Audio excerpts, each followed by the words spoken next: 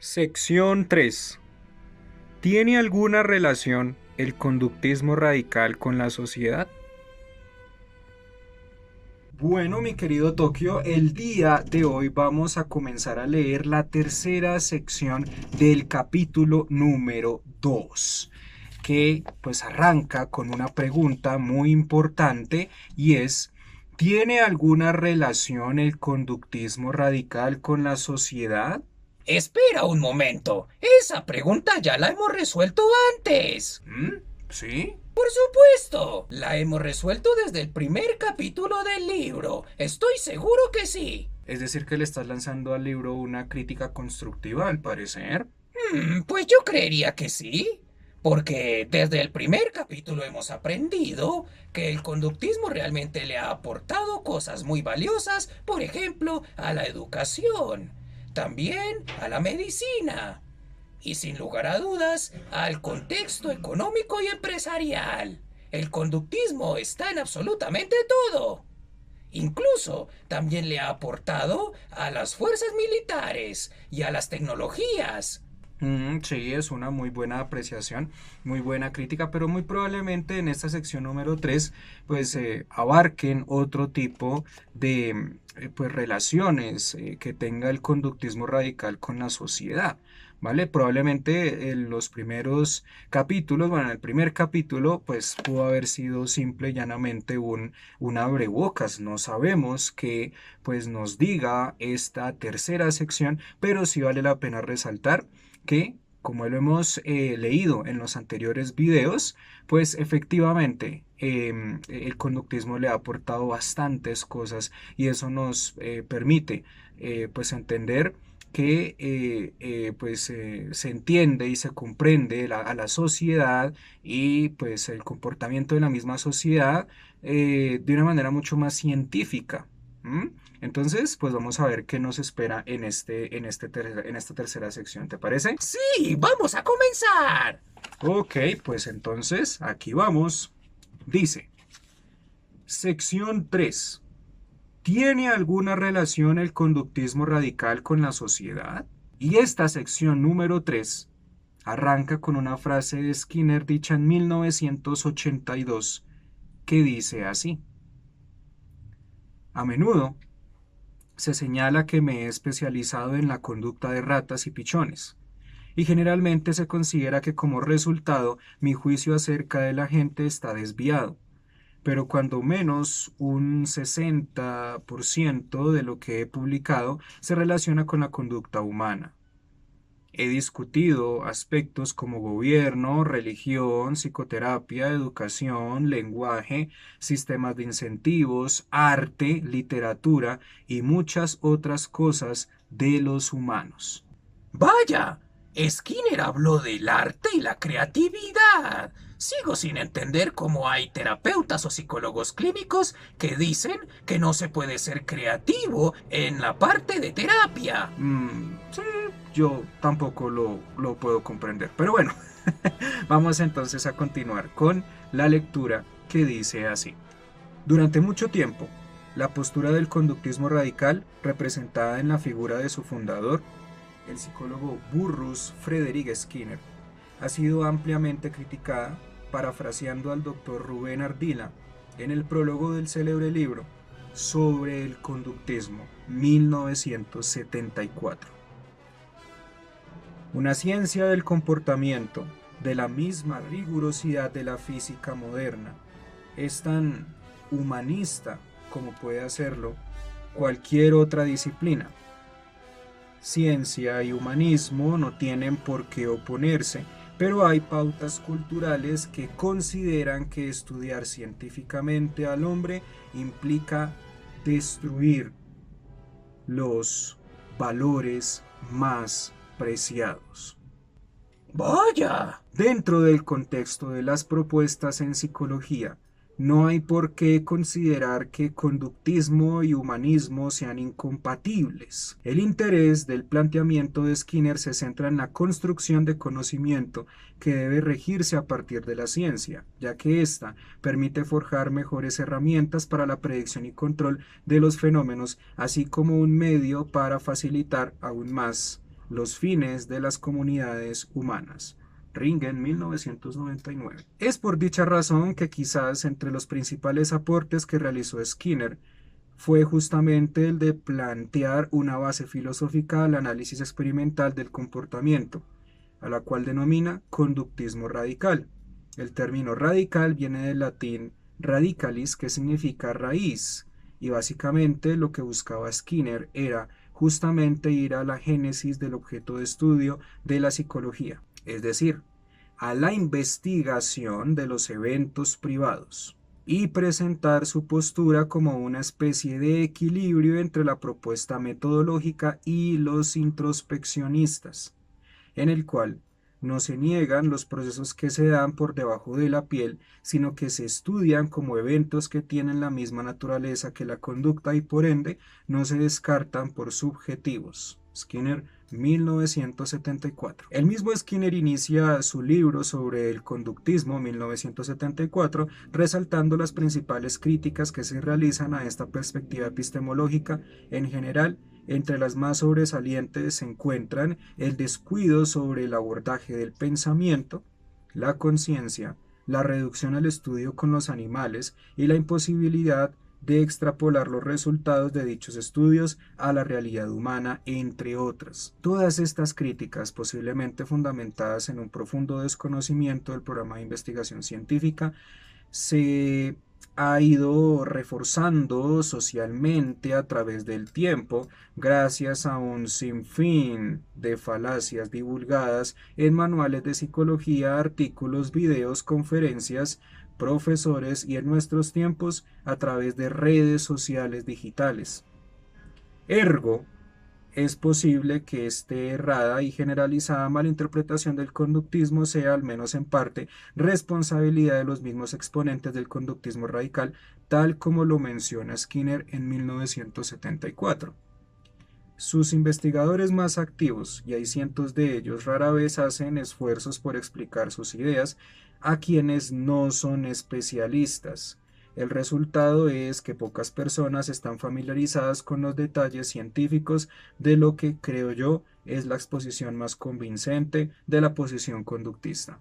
En función de lo expuesto en este apartado, también se presenta de una forma sencilla cómo los postulados de Frederick Skinner resultan viables para las sociedades y problemáticas del siglo XXI. Para esta labor se utilizarán, por un lado, reflexiones propias del autor y por otro lado, reflexiones a partir de su postura sobre distintos tópicos de interés contemporáneo. Vaya, y aquí termina la sección número 3. No me vengas con que no vas a leer la sección número 4 cuando esta sección es bastante corta. No solamente la vamos a leer en este video por lo corta, sino porque es una sección que continúa con esta idea.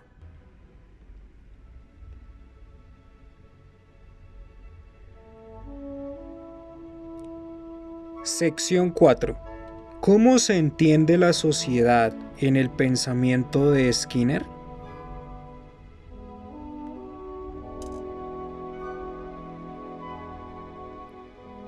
Dice sección número 4. ¿Cómo se entiende la sociedad en el pensamiento de Skinner? ¡Qué pregunta más interesante! Abre esta sección número 4 con la siguiente frase de B.F. Skinner en 1979. En cierto sentido, la búsqueda de una sociedad no punitiva no es más que la búsqueda tradicional de la felicidad. Esto me hace acordar que Skinner no estaba de acuerdo con la aplicación del castigo, sino con otra serie de técnicas operantes para mantener conductas deseables y extinguir conductas indeseables. Vamos a ver qué dice. Dice: el 25 de septiembre de 1979, Skinner recibió el título Doctor Honoris Causa de la Universidad de Keio, Japón. Con ese motivo, pronunció un célebre discurso titulado The Non-Punitive Society, la sociedad sin castigo. Como ya se mencionó anteriormente, es posible comprender la importancia de las prácticas culturales en la formación y el comportamiento de las personas, así como la pertinencia del análisis conductual para estudiar no solo a los sujetos como individuos, sino como grupos sociales, que se retroalimentan unos a otros.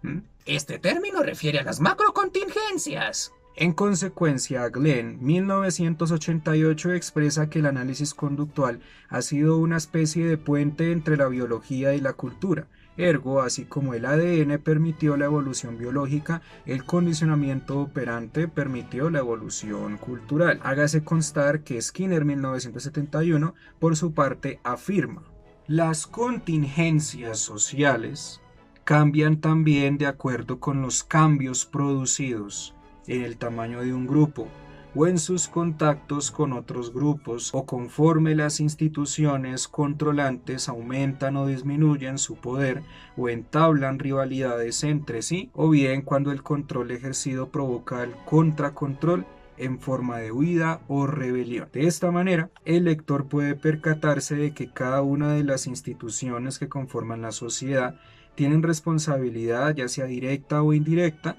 de transmitir los valores de la comunidad verbal y, por consecuencia, estancar o permitir la evolución de la cultura, los sistemas educativo-económicos, las religiones e incluso el funcionamiento del Estado-nación. Con el paso del tiempo, las redes sociales han tenido un rol importante a la hora de reflejar el camino que transitan las sociedades, sea esta una vía al bienestar común o viceversa. Lo interesante es que en pleno año 2022 se pueden ver esos cambios sociales en tiempo real gracias a la tecnología conocida como minería de datos o data mining.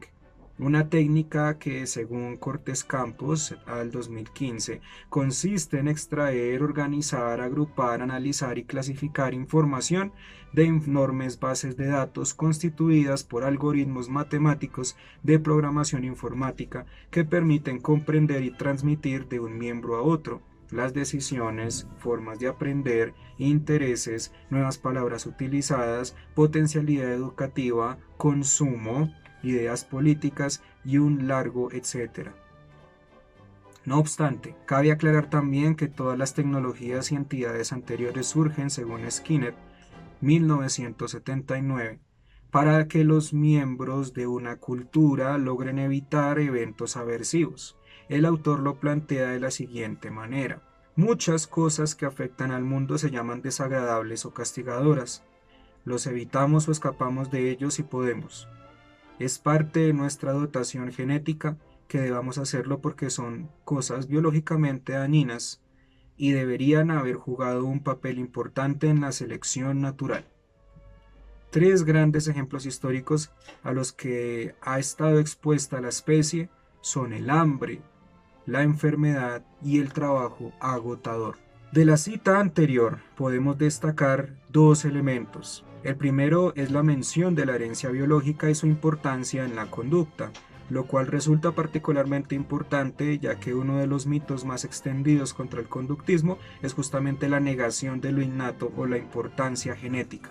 El segundo elemento a destacar es que la conducta de evitación puede considerarse una forma de supervivencia y de esta manera cada una de las instituciones y tecnologías que hoy tenemos a nuestra disposición son formas de escapar de los aversivos. Por ejemplo, la agricultura nos hace huir del hambre, la tecnología del trabajo pesado, la medicina de la enfermedad, los educadores de la ignorancia, las redes sociales de la soledad y los tapabocas de una posible infección por algún virus presente.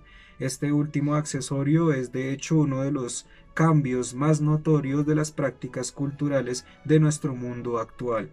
Si bien es un hecho que los ejemplos anteriores constituyen un avance para la humanidad, aún existen entidades que controlan a sus miembros mediante consecuencias con función aversiva, y es justamente allí donde se presentan conductas que no resultan ajustadas para los parámetros de esa comunidad. Por ejemplo, en gobiernos, religiones o escuelas autoritarias, donde el efecto social que provocan es el escape mediante conductas tales como la rebelión. Skinner, 1979. Entonces, ¿qué pueden hacer los científicos de la conducta para construir una mejor sociedad? Según Skinner, 1971, la tecnología de la conducta, la cual es fruto de los estudios del análisis experimental del comportamiento, podría ser la respuesta. El ambiente puede ser utilizado a voluntad. Es cierto que solo muy lentamente puede llegar a cambiarse la cualidad genética del hombre, pero los cambios en el ambiente en el que se mueve un individuo producen efectos rápidos y dramáticos. Una tecnología de la conducta operante ya está, como habremos de ver, bastante avanzada, y es posible que se demuestre como de aplicación viable a nuestros problemas. Es posible que esta tecnología de la conducta en nuestros tiempos esté aún más avanzada de lo que pudo haberse imaginado Skinner. Las redes sociales y plataformas digitales actuales proveen a los miembros de la comunidad verbal los reforzadores que necesitan en el momento en que lo deseen, lo cual podría incluso relacionarse con aquella frase que Skinner menciona en el discurso de la Universidad de Keio. La felicidad no reside en la posesión de reforzadores positivos. Radica en comportarse para obtener acceso a reforzadores positivos. Las personas, de una u otra manera, operan de forma libre en estos espacios digitales y ante la ausencia de reglas que se restrinjan la conducta, se convierten en ambientes reforzantes. Sin embargo, no habría que abusar de la disponibilidad de reforzadores, pues así como los niños se vuelven consentidos cuando no hay ningún esfuerzo para obtener el reforzador, asimismo le podría pasar a los adultos, y es allí donde la tecnología de la conducta puede regular las contingencias en pro del bienestar de toda la comunidad. Skinner, 1982. En relación al diseño de los videojuegos, en sus inicios los avances realizados sobre estos solo se podían guardar si el jugador llegaba a cierto nivel, y en muchas ocasiones el usuario perdía sus avances y tiempo invertido. Sin embargo, al pasar del tiempo, la dinámica del diseño de videojuegos ha ido cambiando drásticamente en los últimos años, de tal modo que en la actualidad, año 2022, se pone un particular énfasis en los avances que realiza el jugador y se van guardando tales para que dicho usuario continúe jugando. Es como si cada checkpoint cumpliera con la función de un estímulo reforzador. Quede de manifiesto que Skinner consideraba en su discurso el éxito y el progreso son grandes reforzadores. Lo cierto es que los postulados del conductismo radical no solo aplican a los aspectos de la vida cotidiana individual, sino que también aplican al funcionamiento de la sociedad en tópicos tales como la salud mental o problemas de agresividad, violencia, inseguridad, indisciplina, falta de respeto e intolerancia, por mencionar algunos. Cada uno de los elementos mencionados requiere de un análisis funcional para evitar el uso indiscriminado de consecuencias con función aversiva y así lograr instaurar prácticas culturales en función del bienestar común. Todo esto coincide con Skinner en la idea de que la modificación de la conducta surge a partir del análisis experimental y la existencia de una tecnología del comportamiento. Dos secciones muy cortas, pero bastante enriquecedoras, que muestran una crítica al castigo y todo el apoyo, como bien tú lo dijiste, a las técnicas operantes, al reforzador. De alguna u otra manera, el reforzador tiene sentido en las sociedades. Mientras que si se sigue utilizando el castigo, vamos a provocar respuestas de huida, evitación y claramente atemorización en la sociedad. Así es.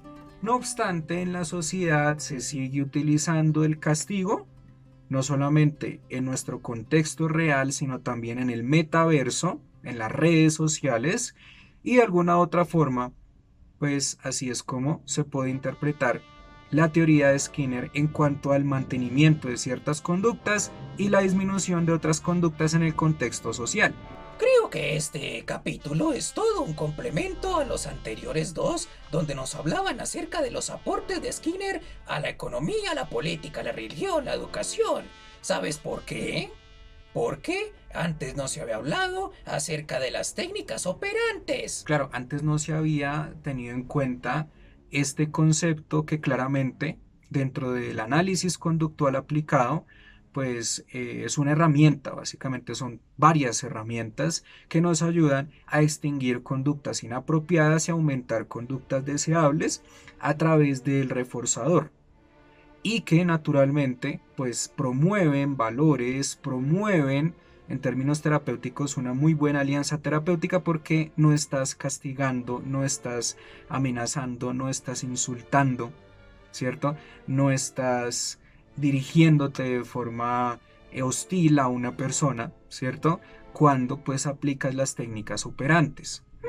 No obstante, cuando hablamos de técnicas operantes, estamos hablando de toda una oportunidad para que las empresas, para que los colegios, por ejemplo, tengan la oportunidad de aumentar conductas deseables en una, vamos a llamarla, pequeña sociedad llamada colegio, universidad o empresa. ¿A qué te refieres tú con pequeñas sociedades? A la comunidad del colegio, a la comunidad de la universidad, a la comunidad de la empresa, que se rigen por contingencias. Si nosotros estableceremos control en esas mini sociedades a través de los reforzadores, imagina lo eficientes que serán los empleados. Claro, es algo tremendamente importante, todo lo que es, por ejemplo, el reforzamiento diferencial de conductas alternas, el reforzamiento diferencial de otras conductas, el reforzamiento diferencial en tasas bajas de conducta, que pues ahí lo tienen en el canal de YouTube, las explicaciones sobre cada una de estas técnicas operantes, que pues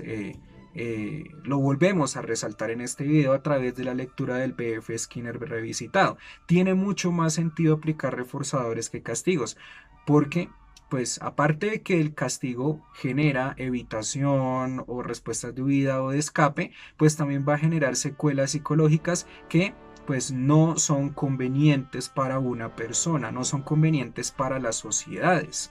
El día de mañana, cuando tú apliques castigo constante en un colegio, pues van a suceder diferentes actitudes que van a bajar el rendimiento académico y el rendimiento laboral tanto en los profesores como en los estudiantes, ¿sí? Así como también la motivación y el agrado por estudiar. El castigo no es una opción viable para manejar sociedades, pero como resulta y pasa que vivimos en una sociedad totalmente invalidante y en donde el castigo ya se volvió como una especie de atmósfera, pues nosotros respondemos a contingencias de castigo evitando el castigo en vez de dirigirnos hacia un reconocimiento real y consciente. ¿Sí me hago entender?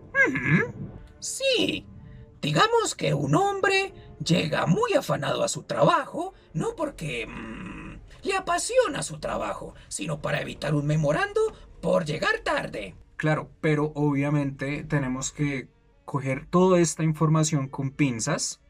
Sí, absolutamente. No es bueno generalizar. Claro, claro, claro, lo tenemos que coger con bastantes pinzas porque pues hay sitios en donde la gente es muy apasionada y va a estudiar o va a trabajar, dado que pues en esta empresa, en este colegio o en esta universidad, pues le refuerzan gracias al cumplimiento de sus deberes, gracias a que ha llegado temprano y cuando se cometen ciertos errores, le retroalimentan de una manera pues agradable, de una manera motivadora, de una manera asertiva y no le enseñan en ningún momento el aversivo. El aversivo puede llegar un tiempo después si las conductas inapropiadas son bastante reiterativas y eso es totalmente justo. Pero hay otros lugares como empresas, EPS, IPS, universidades que te imponen de una vez el aversivo. Claro, y eso arruina totalmente la experiencia laboral o la experiencia académica. Incluso también puede arruinar otro tipo de experiencias sociales. Por ejemplo, antiguamente a los Boy Scouts se les reprendía bastante fuerte cuando llegaban tarde o cuando pues simplemente pues se les olvidaba hacer caso o algo parecido. Pues con las técnicas operantes a estos Scouts pues les ha ido mucho mejor porque refuerzan la puntualidad y digamos que aprenden la importancia de la restitución de esos comportamientos inefectivos, inapropiados. Pero si el comportamiento persiste, pues ya hay todo un castigo positivo para ellos, ¿vale? Incluso un castigo negativo.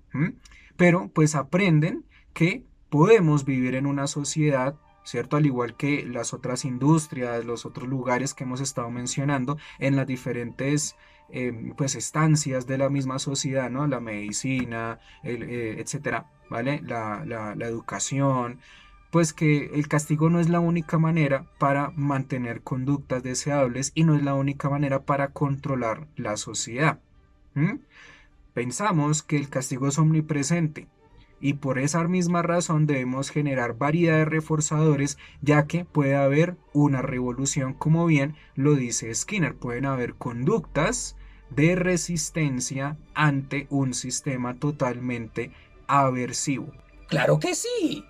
Esto se ha visto en la historia alrededor de todas las épocas, desde la conquista de América hasta las diferentes guerras mundiales, por ejemplo. Claro, siempre van a haber personas que van a protestar debido a que el ambiente se ha vuelto, vamos a decirlo así, hiperaversivo o extremadamente aversivo, y obviamente empiezan a entender que no es la forma, que no es la manera, y esta es la reflexión que podemos sacar de estas dos secciones.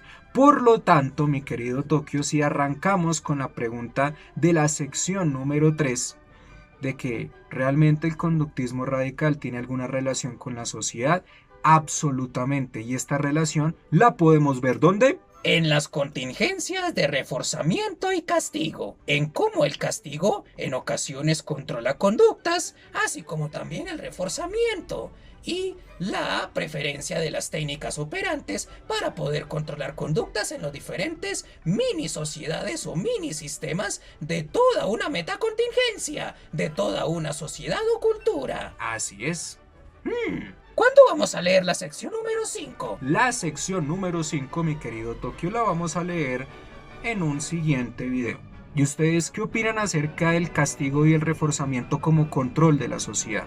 ¿Realmente es más eficiente el castigo que el reforzamiento o viceversa? Déjenlo en la caja de comentarios. Gracias por su atención y que estén muy bien. Sí, nos vemos en un siguiente video hablando acerca de la sección número 5. ¡Chao! ¡Arr!